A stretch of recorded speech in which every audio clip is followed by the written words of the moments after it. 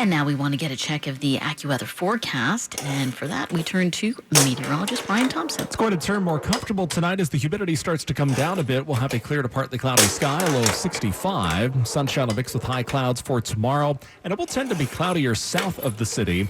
Will be a warm day, but also less humid with a high of 79. We'll have some clouds around tomorrow night, low 65. Sunshine on Tuesday will mix with high clouds. Still a warm day, a high of 81. Wednesday much cooler, but still nice with more sunshine, low humidity, even a breeze at times. Wednesday's high just 70, and highs only in the mid-60s by Thursday, despite a good deal of sunshine. I'm AccuWeather meteorologist Brian Thompson on New York's weather station, 1010 Winds on 92.3 FM. 58 million pounds of corn dogs and other sausages on a stick are being recalled after pieces of wood may be embedded in the batter. 5 injuries have been reported because of this. The Agriculture Department says the recall is for State Fair corn dogs on a stick and Jimmy Dean pancakes and sausages on a stick, products from Texas-based Hillshire Brands, which is part of Tyson Foods. It was discovered after Hillshire received multiple complaints. The company determined a limited number of the products included extraneous pieces of the wooden stick that somehow made its way into the batter. Tyson says the big recall was initiated out of an abundance of caution. The recalled corn dogs and sausages on a stick products were produced between March 17th and as recently as Friday. If you have one, you're asked to just throw them out, or you can bring them to your place of purchase for a refund. More news is on the way. If you're a parent, you know back to school could mean fighting a pesky bug. Head lice. The CDC says there are up to 12 million infestations annually infecting children between 3 to 11 years old. Lice cannot hop, jump, or fly and are mostly spread through head-to-head contact where the parasites can crawl from one host to another. An itchy scalp is the first clue that someone might have lice. Treatments include medication and specialists who manually remove eggs and adult lice. Jacob Anthon with Lice Clinics of America says lice don't like a certain herb. Anything that changes the scent of your scalp is actually considered a lice deterrent. I mean, it's one of the stronger ones that we recommend. And that was correspondent Jennifer Kuiper. It seems that paying less to buy and then flipping a home these days might not be the way to go. Analysis from real estate data company Adam shows the typical home flipping profit margin fell in the second quarter of this year to its lowest level since 2008. It's a typical return of 25.1% before expenses. Rising home prices are driving up acquisition costs, which makes flipping less profitable. The median price for a flipped home reached a record high of $259,700, according to Adam. And that was correspondent Michael Toscano. The station you know, the people you trust. All news, all the time. This is 1010 Wins at 92.3 FM. You give us 22 minutes, we'll give you the world. Good evening. It's now 76 degrees at 8:20. I'm Suzanne Colucci, and here's what's happening. After weeks of speculation, Eric Adams announced his re-election campaign is over, delivering the news on social media.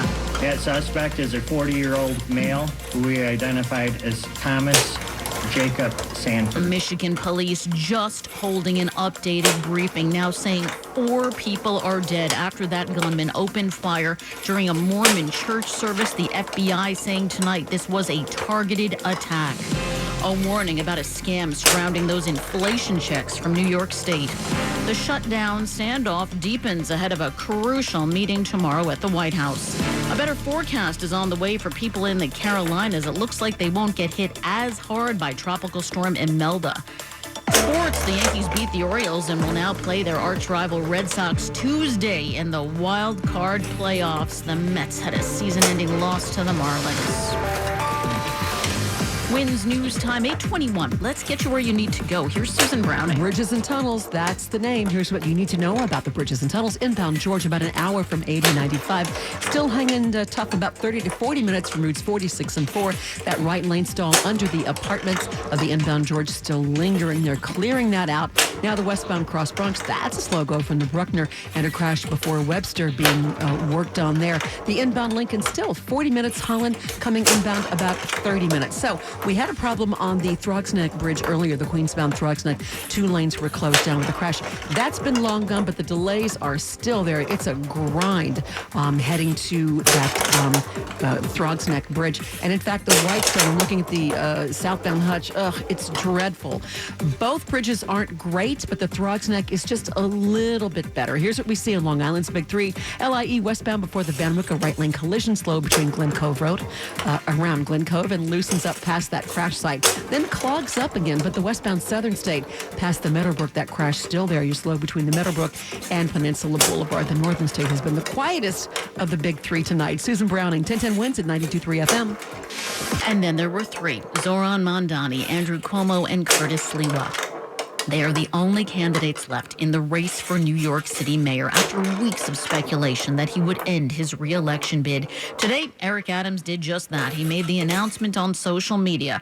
But last Monday, he spoke to Wins, maintaining he was still in it to win it. Giving you a September 22nd version is no different than the version I gave 8 weeks ago. I stood in front of Gracie Mansion and clearly stated what I was doing, and it did not help me at all. In fact, it continued to hurt me. Adams' departure from the race seals his fate as the city's first one-term mayor since David Dinkins. The mayor blamed city election officials, lingering concerns over a since-dismissed federal bribery case, and the media for undermining his efforts to secure a second term.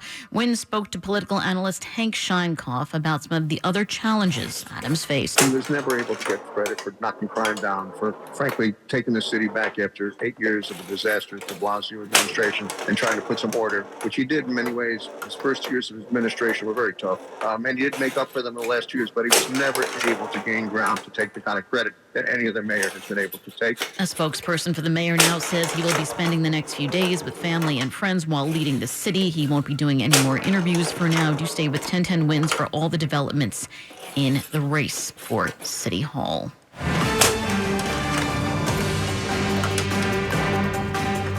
And we have an update right now on that deadly attack on a Mormon church in Grand Blanc Township in Michigan today.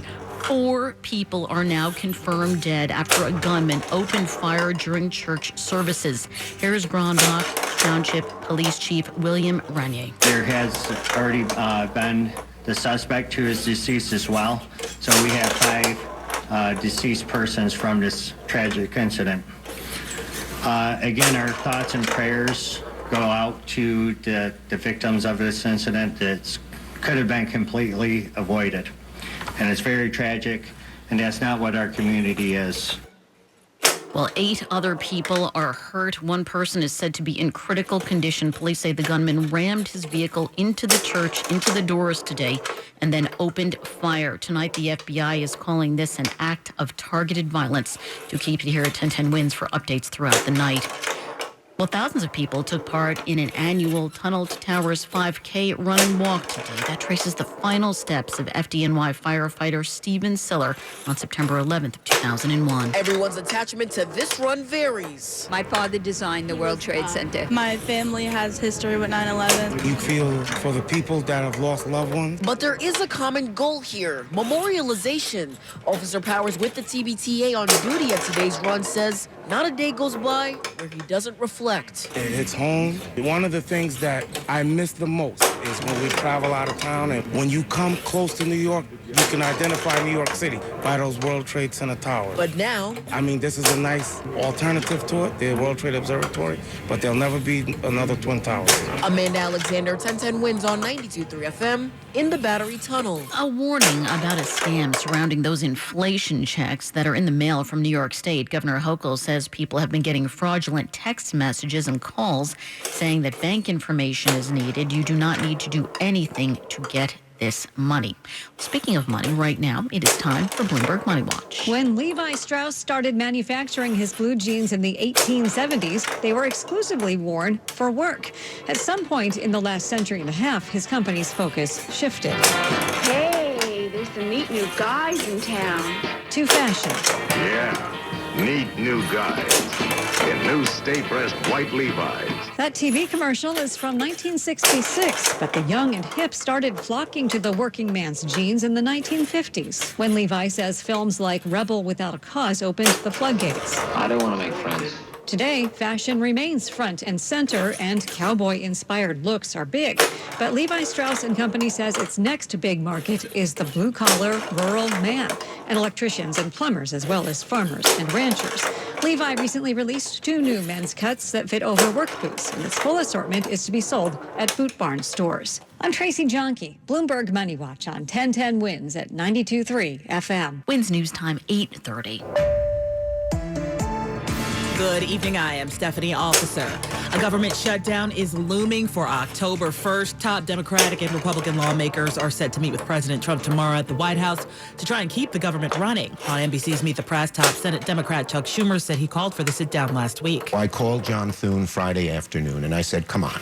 Let's sit down. The only way we're going to get this done is a serious negotiation, and we need the president as part of it. We need Speaker Johnson. Let the 4 leaders and the president sit down. Obstacles remain. Senate Republican Majority Leader John Thune tells NBC's Meet the Press a government shutdown is totally up to the Democrats. This is a simple, straightforward deal to keep the government running, so for the next 7 weeks we have an opportunity to finish the appropriations process. They're trying to hijack it and load up all this liberal special interest stuff. The White House has raised the possibility of mass firings across the federal government if there is a shutdown. Trump's White House told agencies to prepare large-scale layoffs of federal workers if the government shuts down. What's News Time 8:31? Let's get you where you need to go. Susan Brown. Here's what you need to know about the bridges and the tunnels. Still quite heavy at that inbound Georgia. It's been that way since I got here. From 80-95, about 45 minutes. From routes 46 and 4, 30 to 40 minutes. A right lane stall under the apartments inbound cleared away. The westbound Cross Bronx, that is a slow jam from the Bruckner. A crash before Webster. So you've got about a 30-minute ride ahead of you if you're heading into Jersey on that outbound George. And now I'm seeing a problem on the westbound Bruckner. A 2-car crash just past the Sheridan. So if you're going to go to Queens, make it the Throgs Neck this time. Earlier, that was the big problem, and now it's the Whitestone. The Whitestone is actually okay. It's getting to it. That's the problem. On that southbound Hutch, just bumper to bumper from Pelham Parkway, and it just gets slower as you approach the Whitestone. So the Throgs Neck is the way to go if you're heading into Queens. And the LIE, you've got a crash westbound right before the Van Wyck. Westbound Southern State, a 2-car hit before the Meadowbrook. Susan Browning, 1010 Wins at 92.3 FM. Now let's get to your official 1010 Wins AccuWeather forecast with meteorologist Brian Thompson. We'll have a clear to partly cloudy sky for tonight as some clouds start to drift up from the south. We'll get to a low of 65 tonight. Now, the humidity is going to be dropping tonight and into tomorrow. Tomorrow will still be a warm day with sunshine and high clouds mixed in. There will even be cloudier south of the city. Tomorrow's high about 79. Some clouds tomorrow night, low 65, and then still a deck of high clouds around on Tuesday with some sunshine coming through those clouds. We'll get to a high of 81, so still warm, but by Wednesday we'll be noticeably cooler with more sunshine, low humidity, even a bit of a breeze at times. Wednesday's high around 70, and Thursday looks even cooler. I'm AccuWeather meteorologist Brian Thompson on New York's weather station, 1010 Wins on 92.3 FM. A better forecast for people in North and South Carolina. It looks like they won't get hit as hard by a tropical storm. There were concerns that Imelda could have a direct impact on the Carolinas, but now we'll just be getting some fringe impacts. CBS News meteorologist David Parkinson says it looks like another storm, Hurricane Umberto, will drag Imelda out to sea. Will there be some flooding? Yes. Will it be a widespread flood disaster? Doesn't look like it with this storm. There are still tropical storm warnings upper Florida's Treasure and Space Coast. Forecasters say much of the East Coast will see strong rip currents and large swells this week. Correspondent Peter King. Flu season is coming, and the CDC is urging almost everyone to get a flu shot. Correspondent Dr. Darian Sutton breaks it down for us. The recommendations for anyone over the age of 6 months. Now, the highest at risk are those over the age of 75. Those are my patients that are most likely to be hospitalized. Pregnant and peripartum mothers, so that's near your delivery. You want to make sure that you know you're high risk. And then those who have a chronic disease, asthma, diabetes, heart disease. Flu season starts toward the end of October, peaking in December and can last into the spring. It also includes COVID, RSV, and the common cold. Overseas, another move to restrict LGBTQ rights. Slovakia's parliament has voted to change its constitution to recognize only two sexes, male and female. The new law also restricts adoption to married heterosexual couples and prohibits surrogate pregnancies. It follows similar moves in Russia and Hungary. Amnesty International among those warning the change will make life more difficult for LGBTQ people. That's Vicky Barker reporting. The countdown to holiday shopping deals is, believe it or not, on. Question is, buy now or wait? Holiday shoppers, deals are just around the corner with Amazon Prime Deal Days starting October 7th for those who want to shop now and not wait for Black Friday and Cyber Monday. We're really kicking off the holiday shopping season, and we've got other retailers having competing sales at the same time. And what that really means is you're going to start to see sales on pretty much everything. However, Consumer Reports deals editor Samantha Gordon says you may just want to hold off when it comes to Black Friday for electronics. Those prices tend to be the best for